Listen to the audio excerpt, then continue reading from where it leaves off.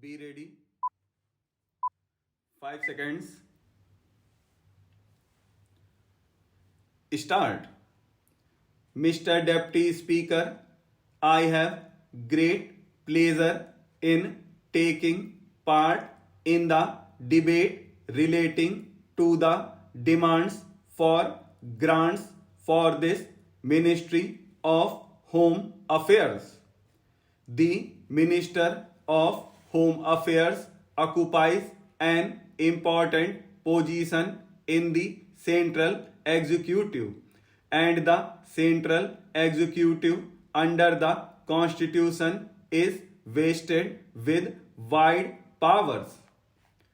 It is because of the wide powers and the unique position under the Constitution that it is able to hold the country united in spite of various diversities of language, religion, and other things.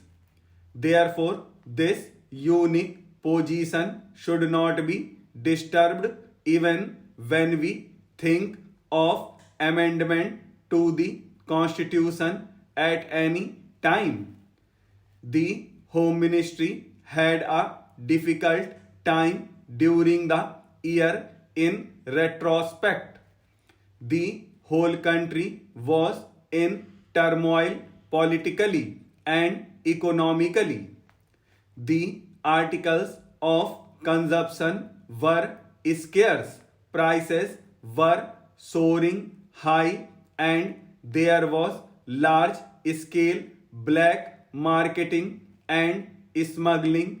And in this turmoil, some opposition parties, I do not say all the opposition parties, but some of them campaign civil disobedience in the whole country from the 29th June and paralyze the government to subvert democracy and the Constitution.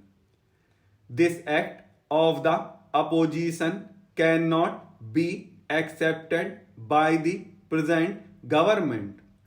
Any government worth its name had to prevent it and to take effective steps to bar such a move, and this law, which was proclaimed by the President on the advice of the government, saved the whole country from destruction.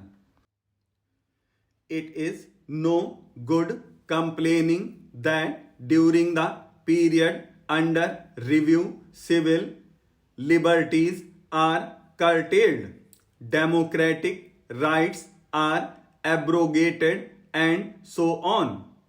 But who is responsible for this? As my friend who has just spoken said, that they were responsible for creating such a situation. Freedom of speech, freedom of realization does not imply unrestrained freedom or unrestrained rights. Where there is a right, there is a duty. Every right has to be exercised in such a way that it does not cause any hardship to the other who has the same right. It is no good complaining, but let us see the results that accrued from this period. There is all round discipline. You now find discipline in the House. All the members are highly disciplined. They are speaking within their limit, and the work is going on according to the schedule. There is no backlog. I am very happy to see that emergency has produced the desired effect even on members of parliament. We face a changed situation.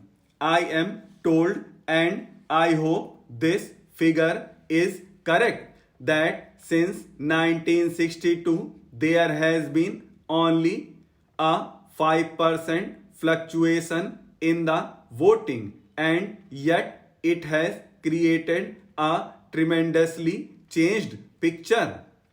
We are today not only in the government but in some states in the opposition. We have to create and we have to show good standards of democratic functioning. We have to deal and work with the opposition wherever they work for the good of the country. Whenever we feel that they are going in the right direction, we must not oppose them merely for the sake of opposition, as sometimes we ourselves have been opposed.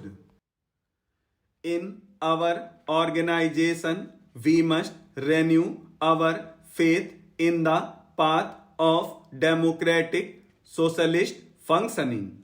I do not want to go at this time into matters of policy. We shall have many occasions to discuss these matters. Today, I should like to welcome all those who are new members. We welcome them here and hope that they will make valuable and interesting contributions to Lok Sabha, and that they being here will enrich our party. At the same time, I should like to give me good wishes to those who will no longer be with us. They have been valued colleagues. They have played a very significant part in the debates in the House and in the functioning of the party. We shall miss these familiar faces, and we hope that no matter where they are or what work they are doing, their advice will always be available, and that they will keep up their interest in the affairs of the party. Much work has to be done not only in the legislature but at all levels. And this again is something which we must all work out under the guidance of the Congress, Congress President and other leaders. When I got up, I had many things to say to you, but I must confess that I am so moved that I have no words really except to thank you once again for the confidence which you have placed in me. I should like to tell you that this burden is a tremendous burden, and it is a burden which cannot be borne by one person alone, not even by one person and a few colleagues in the cabinet, but by the entire party here and the entire party all over the country. We must treat these problems as our problems. As I said, we have made a good beginning. Let us not hesitate to give advice or suggestion. Let no one feel isolated.